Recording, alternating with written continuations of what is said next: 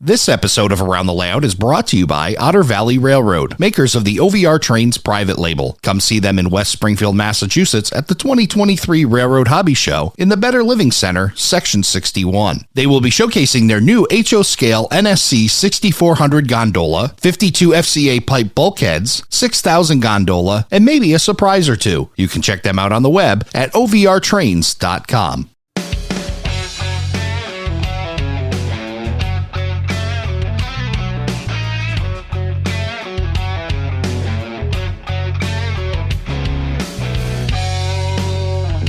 Hello, everybody, and welcome to Around the Layout, where model railroaders come to tell their story. My name is Ray Arnott.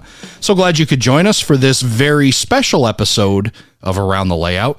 We're going to be talking about the Railroad Hobby Show going on in West Springfield, and there's no better guy to do that than the conductor himself, the show director, John Sacerdote. John, welcome to the show.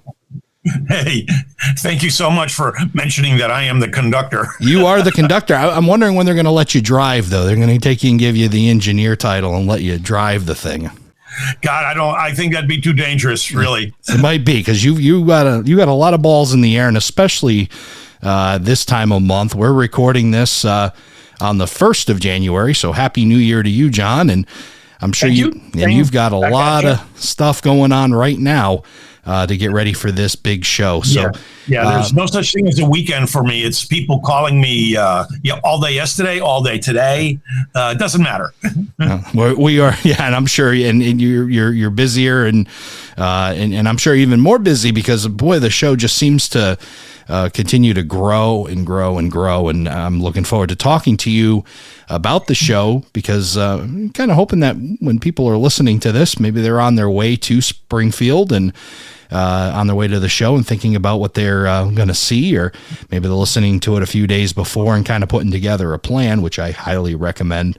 So that's what we're going to do. And first I want to ask you, because I've been going to the show for quite a few years and I kind of have an idea, but tell us a little bit about the history of the show and how this all got started and how we've ended up where we are today. Oh gosh, Ray, this is probably, I believe it's our 55th show. And that counts the one we did not have because we actually had a virtual show in 2021. So we could count that as a 55th show. But, in person, Big E, we did skip 1 year in all of those years. But back in the early to mid 60s, we had a bunch of professors from UMass, grad students from UMass, from a couple of the neighboring colleges up there, all discovering that they all played with trains, various types, various scales, the real stuff, rail fanning, modeling. And they decided, hey, let's clear out one of the classrooms and we'll just have a display for all of us. And that started to spread. Word got around and people wanted to see all of this stuff. And, the shorter story is they took the student union building and they were asking for donations, and they outgrew that in about 2 or 3 years. So they came down and started looking for a space, and they found the Big E folks. And the first show down there was, probably in the 70s by that time. And it was at the New England Center. Which we don't use. It's too far away from the existing buildings now that we do use. Plus, the Big E people all use it for storage now, so they'd have to clear all that out. Right. It doesn't make much sense these days. But we were there for like 1-2 years, maybe, and then we had half of the Better Living Center, and then the entire Living Center, and we came across to Young, and then we added Stroh, and then the first of the only 2 show directors, myself, the second. I said, well, geez, let's, I've got that other big building and I've got so many people on the wait list. Let's just grow. So we took Mallory north way back in maybe 2007, 2008. And there was still such a demand that we took the back of Mallory South, as I call it, part of the Mallory complex. And we took as much as we needed. And this year, for the first time, we're taking it all. So we are well over, if you count the outdoor space for the Wiscasset, Waterville, and Farmington, Adaville live steam locomotive on 100 feet of track outside. We're seriously over 350,000 square feet. Amazing how it's grown from a classroom to what it is now, and a lot of work and effort by you and the group. The group, I'm sure this show itself is really, obviously a huge contributor to our hobby, and boy, does it just seem to spread beyond the state borders and New England. It's really a kind of a national and sometimes international effect this show seems to have now. Very, very much international, Ray. We've got vendors from the UK, when he can make it, vendor from Australia. Right. And our Canadian friends overwhelm us. And this year they're back in it with a huge amount of exhibitors, a couple dozen exhibitors from Canada. I'm so happy that they could get across borders because a lot of them look forward to this show. A lot of us look forward to seeing them at the show. So it's really going to be exciting this year. I can tell it's back pre-COVID feeling wise because our hotels are almost booked solid a month before the show. Wow. Some of our premier hotels were booked just over Thanksgiving weekend. So I've had to go back to them several times and say, you got to give us more rooms in our room block. And they're so gracious. These hotels that we work with are wonderful people. And they expand, but we're to the point now where I just had the Sheraton say, John, don't ask me again because there are no more rooms. Right. And the same thing with the Hampton Inn in West Springfield. They don't have any more to expand to. Right. So that's a nice little indicator that things are going to be pretty cool, providing the weather stays nice. Well, you've already ordered up on your previous show that we're going to do 50 degrees, so we're going to try to hold you to that. And I think they may have delivered early, or maybe a little too early, because boy, it was like 60 degrears today. It was phenomenal. I know it was pleasant today. It really was. I was outside New Year's Day, and it was about 55 out where I live. Right. And I'm hoping for it. We'll see what happens. We're going to keep our fingers crossed. Yeah. Knock on wood, we have never had 2 snowstorms 2 years in a row, ever. Yeah. So chances are really good that we're going to be okay. Of course, I probably jinxed the whole thing now, but since I don't believe in that, we're going to be fine. I'll tell you what, you prepare for it, bring your snow boots, and go to the show because you can make it from building to building. You're doing all right. It's a good place to be during weather. Oh, gosh, we want good weather, but last year was a lot of fun too. I mean, it was a small out, but it was a neat atmosphere with all the snow. With the blizzard conditions that we had Saturday morning, there were still 4,800 people at the show. Yeah. So, and I'll tell you, our exhibitors were thrilled because the people that made the trek wanted to spend some money. Yeah. So everybody was happy except for me because we didn't have the gate that we usually get. Right. And it's the gate where we give away a lot of our funds. Yeah, let's talk about that because, we talk about the financial impact and the great things that it does, obviously, for vendors and whether they be at the show or hotels or even local restaurants. It's just a really huge impact on that area. But there's a lot of good that's done through this show. Oh, gosh, yeah. Since 1991, when we started making some serious money, we said, hey, let's start a formal national grant program and let's start giving money away. So since 1991, we're just over $850,000. I hope while I'm still show director, I can see the $1 million mark. That's amazing. And of the money that we make from the show, proceeds go to other nonprofits that have something to do with railroads. That's absolutely amazing that, the good that the show does for a whole bunch of people, whether profit or nonprofit, it's just a really, really great thing for the area and for the hobby. So, let's talk about some of the events that we can expect at the 2023 show. You mentioned the news that the Canadians are back. That's a huge thing for the show to see vendors like Signalogic Systems, Otter Valley Railroad. I'm coming up with only 2, but there's a multitude of Canadians, and maybe you can tack on to more. IPLA, and all kinds of guys that I really look forward to seeing again. Between border crossing and the weather last year, a lot of them just couldn't make it, and I get that. Yeah. But they're all coming back this year, so it'll be really, really wonderful to see everybody. That's absolutely awesome. And yeah, and their product, Ray, is second to none. Their stuff is really tremendous. Absolutely. So, and one of the ones that we're highlighting is if you go to railroadhobbyshow.com, we actually have what's called flip cards in our new website. And if you scroll down just a little bit, these little flip cards, if you hover on them, they flip. And they'll tell you a little bit about what's happening. And we're tending to use those as some of the highlights. But the very first one is, Honey, I Shrunk the Model Railroader. And it's from Mini Prince. And he's going to have his entire scanning package there. It takes about a 15 by 15 foot booth. Yep. And he actually is going to be scanning people. Right. And you could have a reduced version of yourself in any scale on your railroad. So the process takes about 20 minutes. If you go to our flip card and watch and then click over to him and his website, and he's got a video of how he does it. And it's just fascinating to watch. Very high tech. And I'll tell you, the even in HO scale, the look of the people, you know it's you. It's that detailed. It's just amazing to see. So, yeah, so Bernard Helen is the guy that does it for Mini Prince. Yeah, and he tested it at Timonium, and he said it was crazy. And I'll tell you what, if you look at his scheduling process, he's got nothing left on Saturday, and he's got only a few left on Sunday. Yep, as of the 1st of January, and I'm sure those slots on Sunday are going to fill up very quick.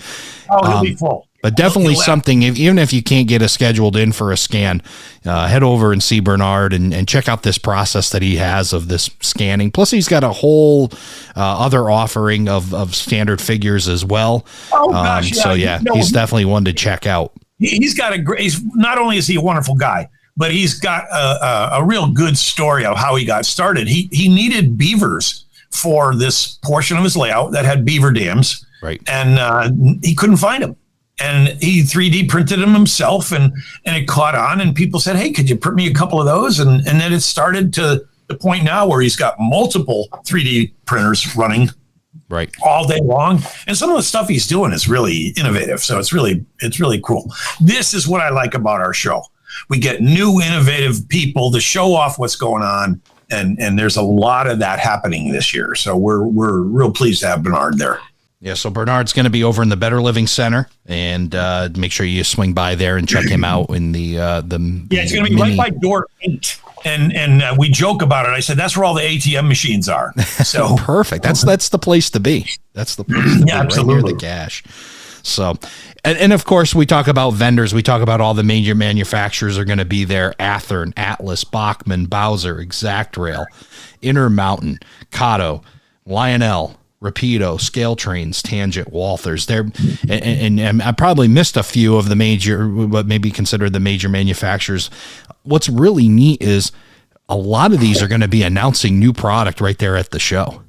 We have more new product release at this show than most other shows, and that's why we like the beginning of the calendar year. It tends to be when people will release a lot of this new product.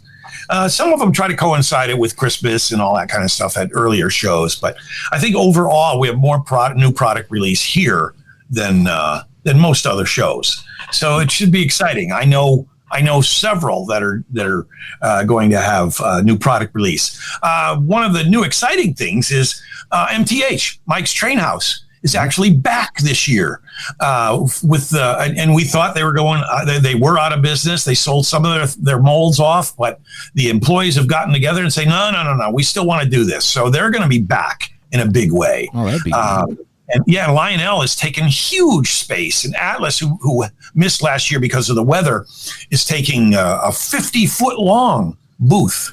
So it should be really interesting. So Athearn will be back, and all those that you mentioned, they're all going to be back. So it's delightful to see, including Kato.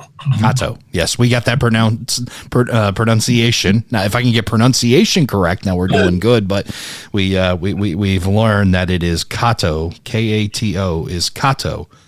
And it'll be exciting to see all these. I mean, if you want to get up and personal with these manufacturers and whatnot, this is a great show for that. You can get up and talk to them and hear about their product.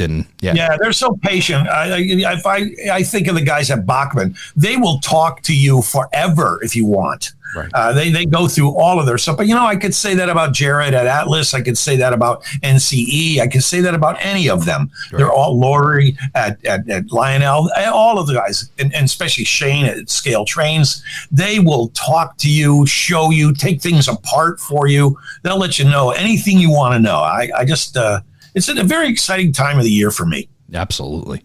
So what we talked about major manufacturers, the one that's really neat to me, I talk about it a lot on the show, and I've had some of these folks on the show as well, is what kind of has really developed, especially over the last, I'd say 2, 3, 4 years or so, is the cottage industry, or some call it the desktop industry, or maybe even some of the new industry, guys that are, getting into the manufacturing. Manufacturers like Arrowhead Models, Bar Mills, Class 1, Foss Scale Models, Home Shops, ITLA, KR Models, Macrail, Motrac, Otter Valley with their OVR trains line, Mind Mount Models, and Signalogic Systems. All these guys that are kind of the smaller guys, but really are, it's really neat and see their participation right along with the major manufacturers at this show. Oh, gosh, yeah. Ray, if you, I'll just pick on one guy. If you pick on Signalogic, that guy's a genius. And boy, does he know his stuff, and it looks great, and it works really great. And I just saw him on a video helping. I can't remember who it was. That's terrible. But he was asking Jason Schron from Rapido, right? Yeah, the one. Yeah, he was doing some work, and there were some pictures of him under the layout and stuff. And that's what I love about this business. A lot of these guys are friends with each other, and a lot of traditional things happen at this train show. Like they all go to dinner at either the Student Prince or the Steaming Tender or Cal's. There's so many restaurants in that area, but those nights have become traditional for a lot of competitors. They're all good friends. Right. So that's another thing I love about this hobby.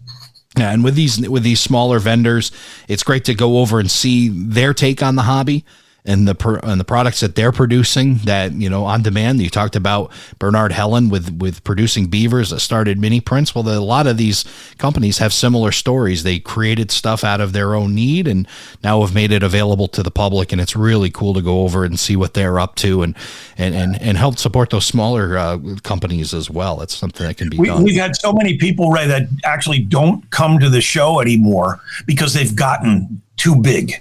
Right. And there's a couple of guys that did loads and a couple of guys that did other manufacturing, and they said, John, we're swamped in production this year. Can I take a year off? Because from this show, they met all of these other folks that want to distribute their product, and we've got a couple of big distributors at our show, Hobby Time, for example, and many more, Walthers, and it's great to see. So. I've seen people become very successful, and probably not just because of our show, but I think they got a good head start at ours and other shows as well. So just getting their names out there has made a difference for them. Absolutely. So whether you're talking about major manufacturers or even the smaller ones, great show to come and meet the people that are producing all the product. Now, let's put all the product to work. We've got, you say, nearly 50 operating layouts during the show. Yeah, we took all of the Better Living Center. The Mallory complex this year. In that building alone, it doesn't sound like a lot, but there's 17 layouts. But one of them, by the Reading Historical Society, is 18 by 160 feet long. Wow. Now, from the back of the Mallory building, that's about 60% of the length of that building. Yeah, I can't wait to see that.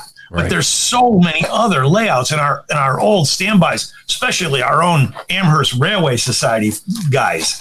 But between Pepperell Siding and Boston and Albany and Valley End Track and Torrington, Dry Hill has got that beautiful layout up front, yep. and it should be interesting. And the New Haven, I beg your pardon, the New Hampshire Garden Railway guys will be there. So we've got several G-scale railroads coming this year as well. One of the layouts I'm really looking forward to is the N-scale Fremo. Last year they debuted at 750,000 square feet. They had so much fun and so many other people wanted in from around the country. They asked for 3,000 square feet this year. Wow. And they got it. So it's going to be probably a record-breaking N-scale Fremo layout. So I'm looking at the drawing.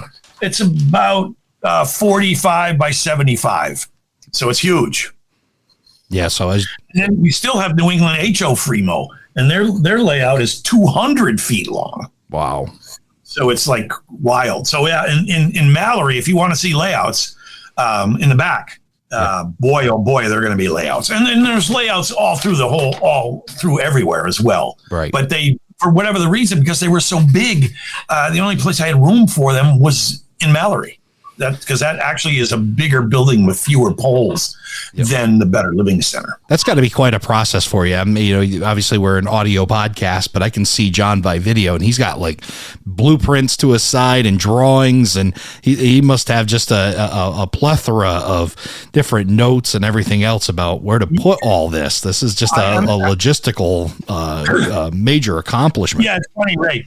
I'm actually in the center of an O-shaped office, and so I've got tables on all sides of me. And I move one to get out of the way, but to go upstairs when I'm done in the office. But I just need to have a lot of things at my fingertips when I'm talking on the phone, and one of them is, of course, the plan, and the other is the software on the computer that tells me who's where and every single note we've ever talked about. So I've got great data going back since when I was first show director, which was 19 years ago. This is my 20th show, which is like, what? How could that be already? But time flies when you're having fun, right? Well, that's good. And it seems like you have a lot of fun with it, and that's really cool to see the guy that's running this. And I would imagine you maybe had a few more hair follicles on the top when this all started, but as did I. We're both. Really see, right? Yeah.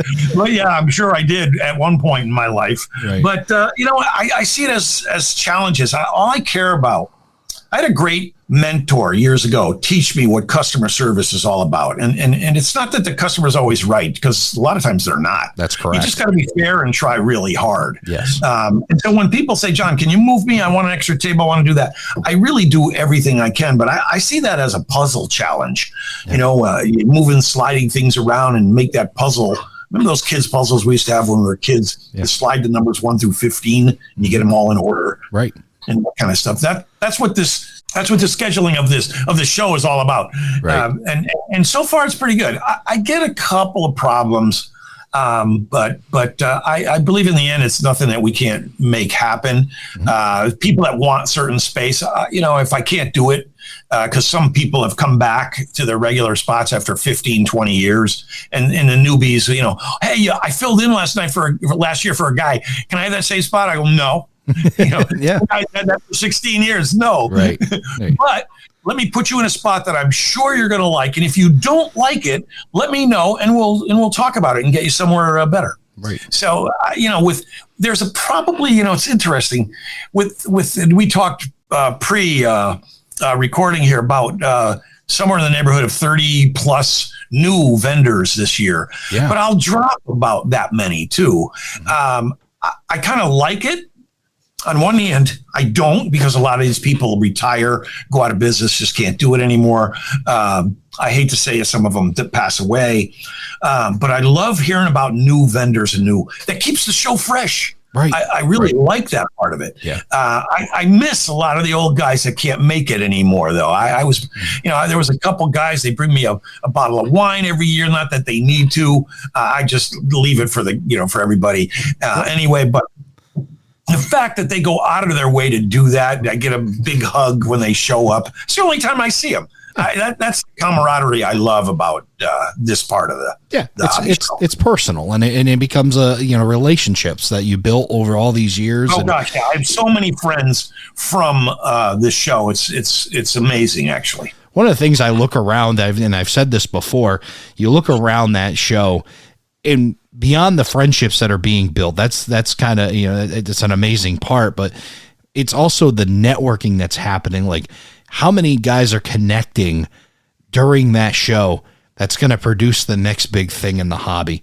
They're shaking hands, they're going to dinner, they're hanging out with each other, and somewhere in the corner by, wherever it is in the Better Living Center, two guys have just connected that are going to collaborate on the next great project, whether it be a layout or a product or whatever it's going to be is happening right there at your show. It's really cool. Yeah, Ray, that's such an important point. And that's why we don't open Sunday until 10 o'clock. Yeah. We want all the exhibitors to have time to see each other's product, to talk things over. I've had so many good deals that have nothing to do with me, but great things happen from those first few hours on a Sunday morning, and even Friday too, for that matter. I get more and more people that want to set up on Thursday these days. Yeah. Only because they want to be ready to go on Friday, because when all vendors are around, there's 4,000 people in the show, even before the public comes in. So there's a lot of wheeling and dealing, selling that goes on, collections, etc. So, and then that's a big part of it too. Friday is a riot. Yeah, absolutely. So we talked about all these things to do, and one of the things that to do there, you talked about all these layouts, and there's far more, is bring the kids. There's a lot to do for kids, and I want you to talk on that. Oh, gosh, yeah. First of all, our superstar at the show is Maggie, the Railroad Circus Clown. She lived on the Ringling Brothers train in when she first got started for 3 solid years. Wow. And she is truly a professional. So we have a lot of people that come to the Railroad Hobby Show just to see Maggie. Wow. And I, funny story, the first time she walked in without makeup, and she came into the office, and I said, "Can I help you?" I didn't even know who the heck she was. And she goes, "John." And then when she said her voice and did a little, I said, "Oh my God, I've never seen you without your makeup on." It was hysterical. That's great. She is so funny, and she does a great job. And she has a stage area, and right down in the back of Mallory, there's a train ride that the kids could hop on and ride. It's the trackless train ride. And there's the Lego layout that's there. And there's a kids area that's carpeted so they can crawl around on the floor and play with 4 different Brio layouts. And there's also almost every layout will let kids run a locomotive. Yeah. So there's very few and far between that won't let a child run a layout. And the Amherst Bell Lines, for example, which will allow kids to run trains, we have monitors set up in the corner, and several of the trains will actually have cameras in them. So while they're watching trains, they're waving at the camera and all that kind of stuff. So lots of things to do. A lot of people will bring their own milk cartons for their kids to stand on. It's actually pretty hysterical to watch. Right. So there's a ton of things. Yeah, it's definitely a show that caters to the whole family, and lots of things to do. That, Ray, that's why still to this day, if you're not able to drive an automobile, you get in for free. So kids 15 and under are free. It's all about promoting this hobby for the kids for us. That's a very big part of what we do. Absolutely. And it shows through in the way you guys do it, not only in the pricing structure of 15 and under free, but just the things that are available to kids, very kid friendly, and definitely bring your kids. And then the second thing you're going to want to make sure you bring is your wallet, because there is a lot of vendors to see, selling product at the show. And you've talked about this many a times. This is a show where people come to buy. Absolutely. I used to say, and I should, but there might be some negative connotation to it. I used to say this is the largest dollar grossing train show in the country. I still believe that to be true based on how much money is taken out of the ATMs that we have to refill every night. Yeah. There's 8 of them. And so altogether, there's probably $500,000 in cash in the ATMs. They have to be refilled for Sunday. So it's very interesting stuff. But what I love about this show is you can find stuff at this show. Now, Sure. Not always. I used to say if you can't find it here, it no longer exists. But to the most part, that might be true. But I love the fact that we are a mix of booth and tables. So manufacturers have real cool looking booths and, all the decorations and everything. And the exhibitors that are there that are selling collections and such, they're on top of tables. They have boxes underneath tables. People crawl all over the floor. It's amazing to see. But you could find good deals if you spend the time to look. And a lot of people do, and they know right who to see every year as well. Absolutely. And, it's a great place to buy. There's a lot of great deals going on. Like you mentioned, you've got not only, I would say the more established retail vendors that are showing up to the show. You've also got individuals. You've got other clubs. You got everything that's selling product as well. So it's a great place to come, look through what's there. And boy, sometimes you can find a treasure that you've been looking for a very long time right at this show. Yeah, right. One of the things we're really proud of this year is we've been asked by the Dick Elwell family. Dick Elwell, the Hoosick Valley Lines, passed away in late October. Their family has asked us to sell his collection. And that layout, to me, is one of the top 10 layouts in the country. Over 250 craftsman kit buildings, scenes, cars, scenery, all of that will be at the show. So we're trying to make money for the family. And it'll be at in section 9 of the Better Living Center. It's really all about just making money for the estate. Right. And some of the stuff he has is like I've never seen before. And anybody who knows Dick Elwell and ever been to the layout, oh my God, his detail is superb. And so there's a lot of things that some serious modelers would be interested in. And some folks, just knowing who he was, just want even a car that says Hoosick Valley Lines on it. Yeah.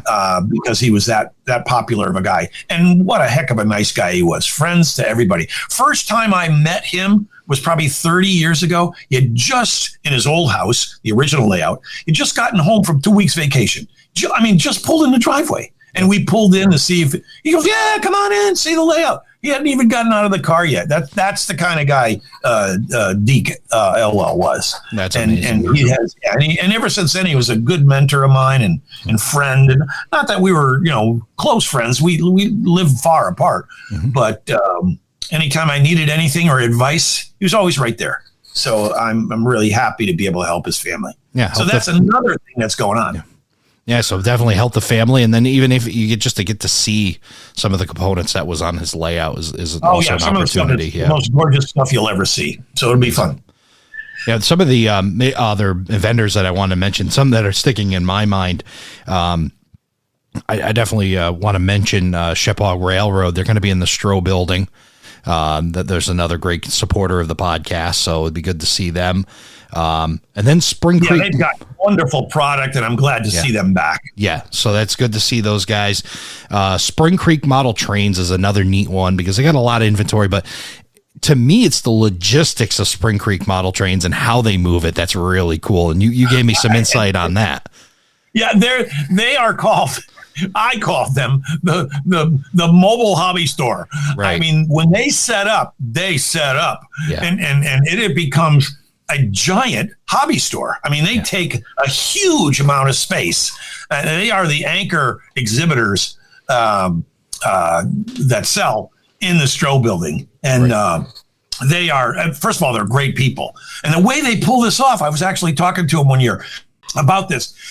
They don't mix this inventory with their store inventory. They have double inventory. So they have inventory that they carry around with them that they replenish when they need to, that does not interfere with their store. And they've got a heck of a serious store as well. Right. And the husband and wife and their friends and kids are just the nicest people. So we're pleased. And they haven't been around all that long. Although I say that now, it's probably been 10 years. But when they first showed up, I was so delighted to see them. Yeah. And when I saw how much space they wanted, I said, "Oh, okay, we can do that." Right. I'm glad to have them as part of the family. Absolutely. And then you've got the others ones that's kind of selling direct at the show with Scenic Express and Tichy Train Group. Another great, just a lot of great things to see. And if you want to see their whole product line, this show is a great place to check it all out. Yeah, Scenic Express is another one. They actually have probably a 40 by 40 foot area. So they have like a 16. They have space almost as big as my house, and they set up with aisles and racks and all that kind of stuff, all carpeted. Jim Elster and his lovely wife set up a really cool show, and I think the only shows he's doing now are national and our show. But he was not there last year because he had just moved to Colorado. And frankly, his mail order business is so large, he had yet to hire enough staff out there. Yeah. So he had to stay. Otherwise, he would have been too far behind to take care of the mail order business. Well, he's all set now, and he's coming. He's bringing a tractor trailer full of goods this year, so he'll be back with a vengeance. So there'll be plenty of scenery stuff to be purchased at this show. Oh that's my for gosh! Sure. I between Elster, Scenic Express, and a little bit of Woodland, and a few other guys for rock malls and stuff, like New England Brownstone. Those guys are my heroes, and they're all over my layout, so it's cool. And beyond the, we talked a lot of the layout stuff, the trains and scenery and everything else. But if you're looking to buy books, Ron's Books is there amongst a whole bunch of other book vendors. You've got photography vendors. You've got just so much, railroad memorabilia. There's just so much other stuff that you can look at and purchase at this show. Some of the best artists in the country are at this show. But yeah, you can't go to a show and not have Ron's Books there. No, the premier book vendor for railroads in the country, and boy, do they know their stuff as well. Lee and Ellie have taken over the business when Ron passed away a few years back, and they have become very good friends of mine, and I love having them at the show. I think that statement could be said about Ron's Books. If Ron's Books doesn't have it, it may not have ever been published. They just have so much. Yep, and at a minimum, they'll know about it, right, and they'll be able to get it for you. Yeah, absolutely. Yeah, I agree with that statement. Great resource. So just so much that you can do to go see and purchase, and you want to stock up on supply, you want to stock up or get a photo or get any memorabilia. There's just so much signage. Your wallet's going to go for a ride, but it's all good and a lot of great deals too. It's a good place to make that happen. A lot of guys save up for it though, Ray. They know. Yep. They know. Yep. They know better, so it'll be fun. We talked about the kids and things to do with the kids, but if you want to, start looking and planning of maybe your summer stuff with the kids, this show is also another great place to do that with a lot of the tourist trains and the museums that show up at Springfield as well. Some of them, kind of my favorites, the Valley Railroad, which is near and dear to me, the Essex Steam Train and Riverboat. Absolutely. We got the Adirondack Railroad, Berkshire Scenic, among a whole bunch of them. And then, of course, John, have you ever made it up to ride the Mountaineer at the Conic Scenic Railway? I have not. And they bug the heck out of me every year saying, when are you going to do this? And because those guys are the greatest guys. And I've known some of them since before they were up there, at other railroads and stuff. So again, it's that whole family aspect of all of this. A lot of these guys hang out and ride. But yeah, I have a lot of friends that have gone on it. Yes. And all they do is rave about how wonderful some of these rides are from some of these scenic railroads. Yeah, so it's a lot of fun. They're all a great. It's great to see the railroad history preserved and the things that they're doing. I mentioned the Mountaineer from Conway Scenic Railroad. Let's get that right. Go see those folks and ask them about the Mountaineer, and ask anybody that's taken a ride on it, including yours truly. It's I think a 5 to 6 hour journey that is worth every minute, and the scenery is unbelievable on that ride. So if you haven't, make sure you get over to those folks, ask them about it, and get a schedule so that you can get up there with the kids and take them for a ride on that train. Absolutely. And for those health conscious people, if you want to pedal across America's rails, Rail Explorers is there, and they actually bring some of those 4-passenger pedalers that you could pedal across the rails and go on excursions that way. That's really cool as well. So lots of cool things. One more thing I would like to mention is the National Model Railroad Association is actually having their international meetings at our show this year, all Friday. But they're flying in between 40 and 50 people to the Railroad Hobby Show. And when I first got the call from Gordy Robinson, the president, this year's president of NMRA International, he said, "John, do you realize more people go to your show than go to the national?" And I kind of said, "Well, Gordy, that's because our show is a little bit bigger, and so more people. I get it, just statistically speaking." And he goes, "No, we want to have our meetings at your show this year." I said, "Let's do it." That's great. So it's a wonderful thing. So we've got them all set up for all Friday to take care of all their meetings. And we've got a couple op sessions for them to go to. And so we've got a bunch of things planned because so many of them are flying in from outside of the United States. Yeah, that's amazing. It'd be a lot of fun. Yeah. And, the other thing is you could watch this entire show online. It's going to be streaming live like it was last year with virtual rail fans. So we have a streaming, like one of their cameras at one of their train stations. There's a camera in the Better Living Center, in Young, and in Mallory. So you could watch the entire show online if you want. So here's what you do with the virtual rail fan. You go to the show, and then you go back to Virtual Railfan and see if you can find yourself at the show. Let me tell you how many people, very smart of you to catch that, Ray. There's so many people that go and know where the cameras are, and they wave and they can see themselves. It's like a 3 or 4 second delay, but they get to see themselves streaming live. It's hysterical, actually. Right. So yeah, that's always a lot of fun. It's a show you can watch, but a show you definitely want to be at and be on that side of the camera. So many amazing things. I want to kind of give a little bit of information and then kind of words of wisdom to somebody that's going. Start at the website. You want to go to the Amherst Railway Society Railroad Hobby Show website, and it's simple: railroadhobbyshow.com. All the information's there. The exhibitor list is there. I have a copy printed out right in front of me with all the exhibitors. My words of wisdom, and I'm going to let John throw his in here too, but my words of wisdom: go with a plan, right? If you're really serious about getting to see this show, couple things. It is a 2-day show. Both days are really needed. If you're going to see everything there is to see at this show, it's a 2-day event. You want to be there for that. And go with a plan. Make sure that you know where your vendors are and kind of have a plan, and take your time, walk through, see, and just really, it's a lot to absorb, maybe a little overwhelming at first, but definitely take your time, have a plan, go through the buildings, get to meet, and there's a lot of great people to talk to. So plan for a lot of time for that too. Yeah, I actually had people fly in from Chicago, and they had no idea. Right. And so their plan was, we have 170 sections, anywhere from 10 tables to 20 tables, et cetera. So they said, we're just going to start at section 1. By the end of the day, they were only on section 20 in the Better Living Center. Yeah. So not the greatest plan. Yep.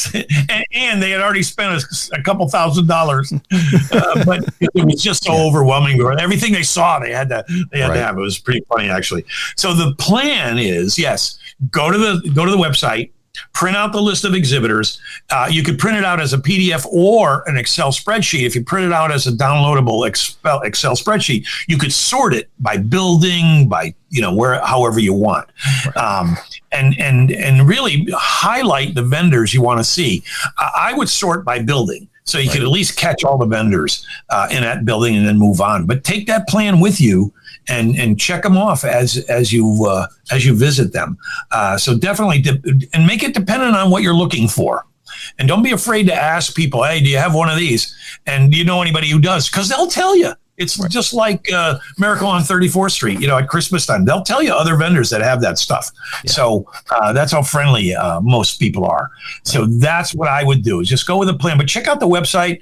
I would definitely stay. If you've never been, I'd definitely stay at least one night. I'd stay over Saturday night. Right. Hotels are getting slim.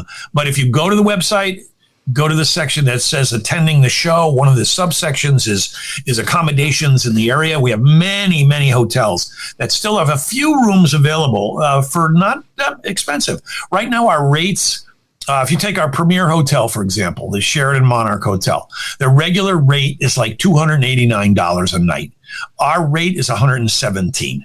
Oh, amazing. So, and a lot of that's got to do with the fact that we pretty much fill that hotel, but it's also the dead of winter. That's one of the reasons why I like having the show now, product release. But from the standpoint, we get great hotel rates for folks that are attending. So definitely plan your stay for more than a day. And if you want to make a whole weekend out of it, an extended weekend, come to the clinics that are all day Thursday and Friday at the Sheraton Monarch. And if you stay there, you get breakfast and lunch, parking, and a 2-day pass to the show for free. Amazing. And there's still a few. Yeah, the 2-day clinics cost because you've got all these premier clinics, but it includes all your meals, breakfast and lunch, dinner you're on your own, parking each day, and a 2-day pass to the show, which is almost a $30 value. So and you're going to learn a whole bunch of stuff. That's the most important start from a lot of great people. There's still a few seats left. Yeah. And we've got 6 people from Finland in the clinics this year. Excellent. So they're flying in from one of the Scandinavian countries. So, and they come every once in a while, not every year, but they're coming this year. So it'll be exciting. 2023 is going to be a great show. I'm already looking forward to it. I'm been pumped up for a while, putting my own plan together. I'll be there both days. I'll have around the layouts stickers and pins and maybe some magnets and some other things to give away to people. Come up and say hello. I'll be walking the show and doing the same thing, kind of putting my plan together to see some people and some friends of the show and so on. I'm looking forward to talking to the fans as well, and maybe I'll even see the conductor walking around a little bit at the show as well. So, John, I want to thank you for coming on, and I'm going to let you get back to it because, boy, you've got a lot of work to do between now and then. But I can see it all surrounded by you. But you're knocking it out of the park, and thank you for putting together really the best show in the country right here in our backyard. Well, Ray, thanks right back at you for having me on. You do a great job, and anytime you need anything, another broadcast, whatever you want to do, and it was a blast having you at my house for the open house at them, and just loved you. I got a new friend, so I appreciate it very much. Thank you for joining us for this episode of Around the Layout. You'll find more about today's show on our Facebook page, facebook.com/Around the Layout. Learn more about the show and check out past and future episodes on our website, aroundthelayout.com. And send us your feedback. We'd love to hear from you. aroundthelayout@gmail.com. Thanks again for hanging out with us around the layout.